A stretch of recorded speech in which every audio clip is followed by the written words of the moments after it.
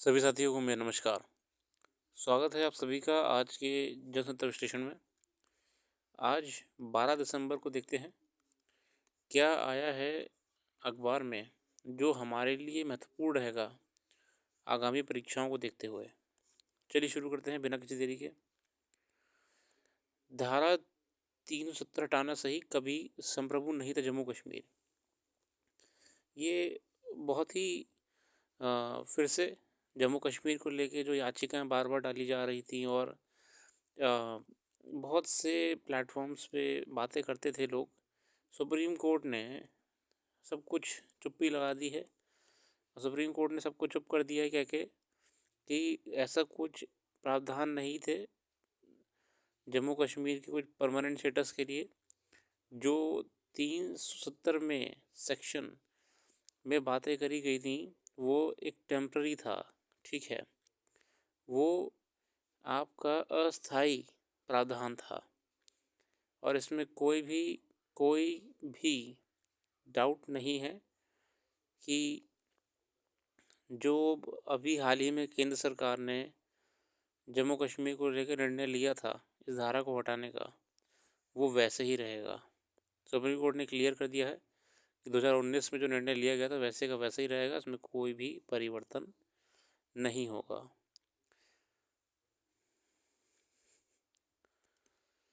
चलिए, मध्य प्रदेश में भाजपा ने पिछड़े वर्ग के मोहन यादव जी को एमपी का सीएम बनाया गया है।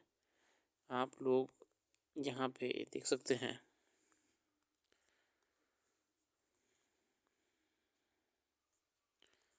मध्य प्रदेश का सीएम बनाया गया है मोहन यादव जी को।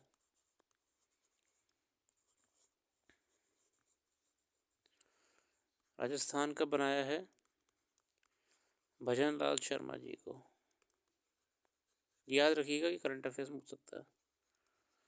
भजन लाल शर्मा जी को छत्तीसगढ़ में किसे बनाया है बताइए। छत्तीसगढ़ में किसे बनाया है बताइए।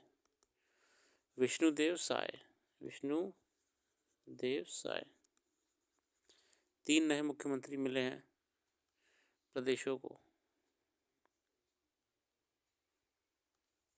चलिए यहाँ देखते हैं आगे।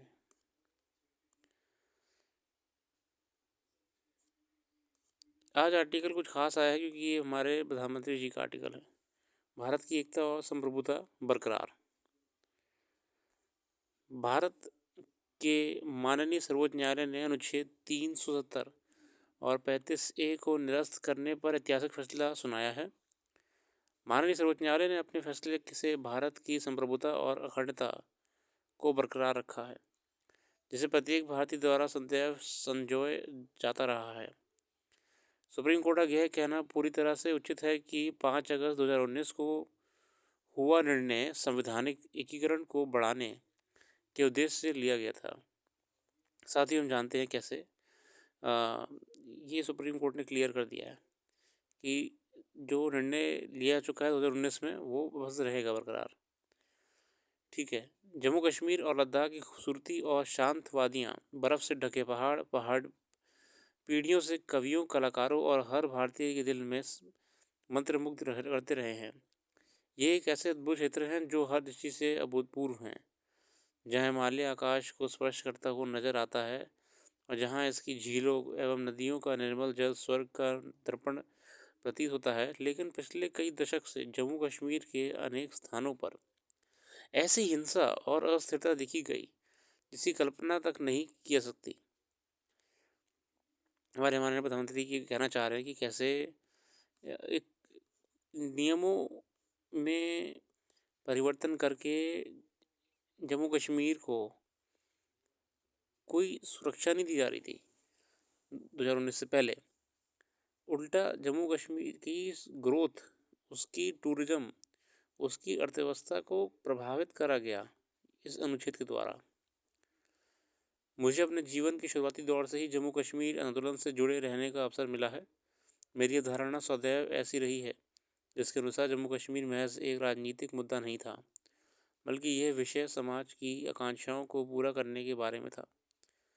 डॉक्टर श्यामा प्रसाद मुखर्जी को नेहरू मंत्रिमंडल ने एक महत्वपूर्ण विभाग मिला हुआ था और वे काफ़ी लंबे समय तक सरकार में बने रह सकते थे। फिर भी उन्होंने कश्मीर मुद्दे पर मंत्रिमंडल छोड़ दिया और आगे का कठिन रास्ता चुना। वर्षों बाद अटल जी ने श्रीनगर में एक सार्वजनिक बैठक में इंसानियत, जमहूरियत और कश्मीरियत का प्रभावशाली संदेश दिया। आगे आते हैं हम मुद्दे पे। मैं हमेशा से जम्मू कश्मीर के लोगों की पीड़ा को कम करने के लिए काम करना चाहता था।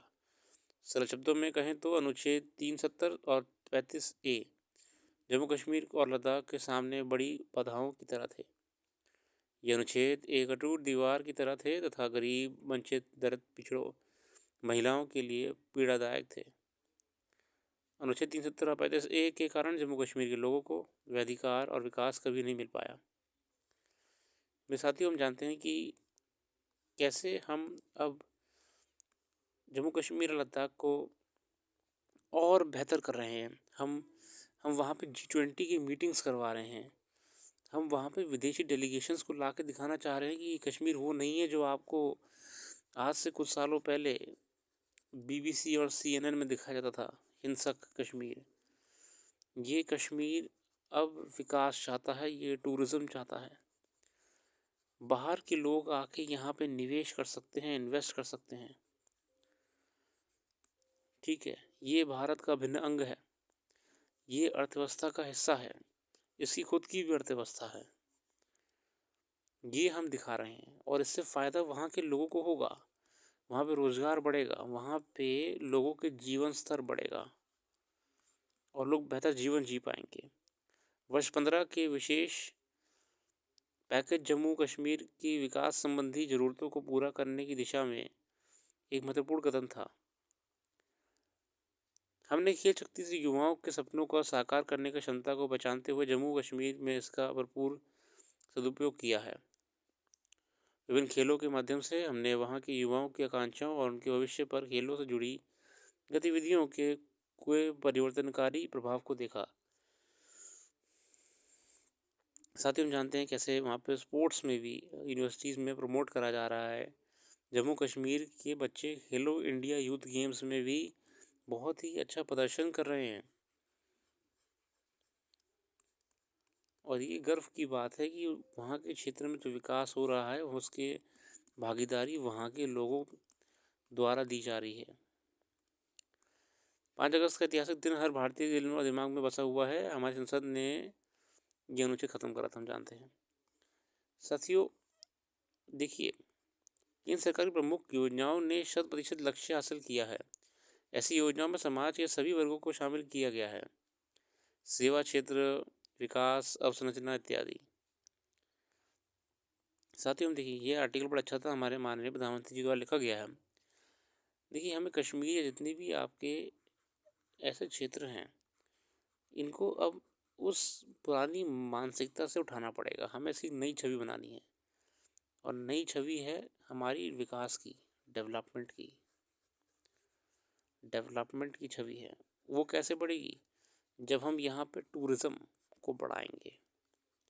पर्यटक आते हैं, होटलों में रुकते हैं, ठीक है, घूमते हैं, बोटिंग करते हैं, ठीक है, और वहाँ पे पहाड़ों का, बर्फ़बारी का लुत्फ़ उठाते हैं। रेस्टोरेंट्स की इकोनॉमी बढ़ती है, होटल्स की इकोनॉमी बढ़ती है, होटल में लोग रुकते हैं आके। और यही नहीं मेरे साथियों, जो टैक्सी ड्राइवर होते हैं, इन लोग की इकोनॉमी बढ़ती है, ट्रैवलिंग टूरिज़्म इंडस्ट्री की बढ़ती है, ट्रैवल इंडस्ट्री की बढ़ती है। मतलब कि हर किसी के घर में पैसा आता है जो अपनी सेवाएं दे रहा है। यही तो उस क्षेत्र की GDP बनाता है या फिर उस क्षेत्र की अर्थव्यवस्था बनाता है। हमें ज़रूरत है कि हम कश्मीर एक अच्छी अर्थव्यवस्था बनाएं, एक ऐसी अर्थव्यवस्था जो सेल्फ सफिशिएंट हो, जहाँ पे पीस हो, जहाँ पे शांति का माहौल हो, जहाँ पे निवेशक आए। ये है ज़रूरत हमारे वर्तमान में। चलिए आगे आते हैं। बहुत ही अच्छा आर्टिकल लिखा है हमारे माननीय प्रधानमंत्री जी द्वारा। जम्मू कश्मीर को लेके ही अभी आज आर्टिकल आए हुए हैं, कोई दिक्कत नहीं है। जलवायु परिवर्तन की वजह से पैदा हो रही संकट के बीच इसके कारणों पर पिछले वर्ष कई दशक से अंतर्राष्ट्रीय स्तर पर बहस हो रही है। विडंबना है कि इस मामले पर स्थितियों में लगातार अचानक गिरावट के कारकों की पहचान के बावजूद किसी निदान सहमति नहीं बन पा रही। खासकर जीवाश्म ईंधन के मुद्दों पर संयुक्त राष्ट्र सम्मेलन ने सभी देशों की राय हमेशा विभाजित रही है। इस बार दुबई में हो रहे COP28 की जलवायु परिवर्तन पहलुओं खासकर पे चिंता जाहिर करी, जो कि जलवायु परिवर्तन के लिए महत्वपूर्ण है। मेरे साथियों, हालांकि इस बात की पूरी कोशिश रही है कि शिखर सम्मेलन में इस मुद्दे पर 200 देशों के बीच सहमति बन जाए। देखिए, मैंने आपको पहले बताया हुआ था ये कि जितनी भी मीटिंग्स होती हैं, इसमें बातें जो रखी जाती हैं, जब इन पे इम्प्लीमेंटेशन की बात आती है कि चलिए अब हम इसको इम्प्लीमेंट करते हैं, तो प्रैक्टिकली क्या हो रहा है कि दो गुट बढ़ जा रहे हैं। एक गुट है डेवलपिंग नेशंस का, जो डेवलपिंग है, एक है जो डेवलप्ड है, ED है और ING, डेवलपिंग डेवलप्ड। ठीक है, डेवलप्ड कुछ चीज़ें चाहते हैं उनके इम्प्लीमेंट हो, उनको फ़ायदा मिले, और कुछ चीज़ें इम्प्लीमेंट हो जिससे यहाँ पे विकास कम हो। इन चीज़ों को लेके ही मतभेद हो जाते हैं। अब डेवलप्ड नेशन क्या कहते हैं कि भैया पॉल्यूशन बहुत बढ़ गया, क्लाइमेट चेंज बहुत बढ़ गया है, इंडस्ट्रीज़ को हमें कंट्रोल करना पड़ेगा। हम अपने इंडस्ट्रीज़ को कंट्रोल करने वाले, हम ये नियम लागू कर देंगे जिससे हमारी इंडस्ट्रीज़ अब जो है कम काम करेंगी, जो कि सही बात है। मगर बात ये है कि असल में इनको जो है ये कंपनसेट हो जाएगा, इनकी अर्थव्यवस्था वैसी मजबूत चल रही है, ये ज़बरदस्ती नियम इम्प्लीमेंट करवाते हैं जी डेवलपिंग नेशंस पे कि चलिए आप भी अपनी इंडस्ट्रीज़ को कम करिए। अब डेवलपिंग नेशन दिक्कत क्या है कि देखिए, हमें क्लाइमेट चेंज तो ध्यान रख ही रहे हैं, मगर हमको विकास भी देखना है, वरना हम कभी भी जो डेवलपिंग नेशंस हैं वो ग्रो नहीं कर पाएंगे। यही ऐसे कुछ नियम होते हैं, कुछ ऐसे छोटी छोटी बातें होती हैं जहाँ पे आके जो फाइनल जब एग्रीमेंट होना होता है तो मतभेद हो जाते हैं। कोई कहता है हाँ चलिए साइन कर दीजिए, कोई बोलता नहीं करूँगा मैं, ठीक है, कोई कहता है ठीक है कर दीजिए भैया, कोई कहता है मैं नहीं करूँगा। मतभेद हो रहा है। ऐसा अभी हाल ही में जो जीवाश्म ईंधन के इस्तेमाल को लेके एग्रीमेंट होना था, उसमें थोड़ा सा डिस्प्यूट सा रहा, मतलब पूर्ण सहमति नहीं रही थी, है ना। दुनिया भर में आज भी कोयला और तेल, प्राकृतिक गैस जैसे जीवाश्म ईंधन पर बड़ी निर्भरता है। इसमें तेल की हिस्सेदारी 40% है और कोयले की 31% है ना, 31% है। मतलब तेल जो है आपकी, अगर हम बात करें टोटल फॉसिल फ्यूल में, टोटल जो फॉसिल फ्यूल हम मानव यूज़ करते हैं, ह्यूमंस, इसमें जो हमारी डिपेंडेंसी है मेरे साथियों, वो जो तेल है वो है 40%, और जो कोयला है, कोल है, वो है 31%, है ना। बाकी जो और चीज़ें फॉसिल फ्यूल के बारे में है। यही वजह है कि रूस, अमेरिका और सऊदी अरेबिया, ठीक है, अंदाजा लगाया जा रहा सकता है कि अगर अचानक जीवाश्म ईंधनों पर रोक लग गई, है ना, तो खासकर तेल उत्पादक देशों की अर्थव्यवस्था में कैसी उथल-पुथल मचेगी। मैंने आपसे कहा ना कि क्या होता है ना, जैसे कि आपने तो होमवर्क कर लिया, ठीक है, मान लीजिए आप भैया, मैडम थी, मैडम ने बोला ठीक है 2 बच्चे क्लास में, ठीक है, जिसने होमवर्क कर लिया है, मैडम ने बोला कि भैया चेकिंग होगी कौन कौन होमवर्क करके लाया है। मगर कभी कभी क्या होता है ना कि बच्चे अगर मना कर देते हैं तो मैडम भी नहीं बोलती हैं, चलो छोड़ो यार। मगर हुआ कि जिन बच्चों ने होमवर्क कर लिया है ना, बड़े कूद कूद के बोलते हैं, अरे मैडम कर लीजिए चेक कर लीजिए, आज ही चेक करिए, ताकि लोग को मार पड़े, है ना। जिन बच्चों ने नहीं कराया, किसी कारण से नहीं कर पाए, मान लीजिए कहीं बिजी थे, कोई एग्जाम चल रहा था, कुछ हो रहा था, वो क्या बोलते हैं कि मैडम एक काम करिए, कल कर लीजिएगा, हम कल पूरा करके ले आएंगे आपके लिए। ये बोलते नहीं भैया आज ही करिए, अब तो ख़त्म करिए मैटर मैडम। तो ये क्या हो रहा है कि जब हम किसी और का नुकसान सोच के कोई काम करवाना चाह रहे हैं, अरे भाई एक दिन रुक जाओ, जिन जिन लोगों ने होमवर्क नहीं करा वो और कर लेंगे। पर नहीं, यहाँ पर इंटेंशन क्या है, देखिए होमवर्क करना सही बात है, काम पूरा करना सही बात है, मगर आप इंटेंशन देखो यहाँ पे इंटेंशन है बेसिकली दूसरे को दबाना, दूसरे को परेशान करना। यही चीज़ है जो हो रही है वर्तमान में डेवलप्ड और डेवलपिंग नेशंस के बीच में। ठीक है, आगे आते हैं।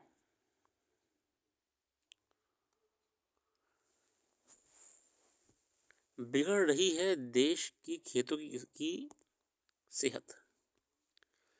भारत में भूमि गुणवत्ता और में आती गिरावट से कृषि उत्पादकता को हर वर्ष औसतन 3,654 रुपये प्रति हेक्टेयर का नुकसान हो रहा है।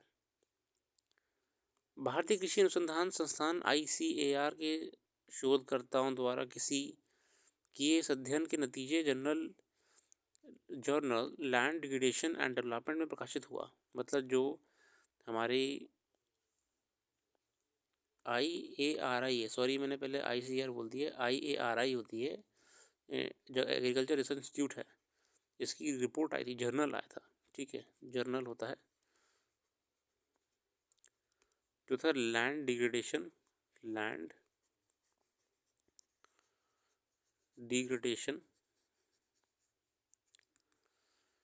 ठीक है, लैंड डिग्रेडेशन एंड डेवलपमेंट में ये बताया गया देश में करीब 9.64 करोड़ हेक्टेयर जमीन यानी देश का करीब 29.3% हिस्सा भूमि, ठीक है, गुणवत्ता में आती गिरावट से जूझ रहा है। मतलब हमारे देश में जो है पूरे देश में 29.3% भूमि जो है वो इस समय भूमि में जो गुणवत्ता में क्वालिटी है लो क्वालिटी से जूझ रही है। देखा जाए कृषि के लिए एक बड़ी समस्या बनकर उभरा है जो आपका गुणवत्तावाद है। ठीक है, एक तरफ जहां इस दौरान इस कृषि में आधुनिकीकरण का समावेश है, इसे चलते नई तकनीकों और कृषि पद्धतियों ने पैदावार को बढ़ाने में मदद की है, वहीं दूसरी तरफ से दौरान भू क्षरण और भूमि की गुणवत्ता में आती गिरावट में नई चुनौतियों को पैदा भी किया है ना। हम प्रोडक्शन बढ़ा रहे हैं मगर हम उस भूमि का उस लैंड की जो क्वालिटी है उसे पूरा बेकार कर दे रहे हैं। उत्तर प्रदेश के किसानों को हो रहा है सबसे ज़्यादा नुकसान। राज्य स्तरीय आंकड़ों के विश्लेषण से पता चलता है कि राज्यों में भू क्षरण के कारण सालाना होने वाले आर्थिक नुकसान में काफ़ी विभिन्नताएं हैं। उदाहरण के लिए जहां उत्तर प्रदेश में भूमि की गुणवत्ता में आती गिरावट से प्रति हेक्टेयर 15,212 रुपये का नुकसान हो रहा है, वहीं केरल में ये नुकसान 7,498 रुपये प्रति हेक्टेयर, पश्चिम बंगाल में 5,856 रुपये। मतलब ये हमें इस लेवल पे नुकसान हो रहा है पर हेक्टेयर के हिसाब से। इसके अरुणाचल प्रदेश में इसकी वजह से प्रति हेक्टेयर 51 रुपये, जबकि सिक्किम में 72 रुपये का नुकसान हो रहा है प्रति हेक्टेयर की बात करें यहाँ पे। देखिए हमें लैंड क्वालिटी को मेंटेन रखना पड़ेगा, वरना जो आने वाले समय में क्या होगा ना, लैंड हमारे पूरे बेकार हो जाएंगे एग्रीकल्चर पर्पज से। ठीक है, आगे आते हैं।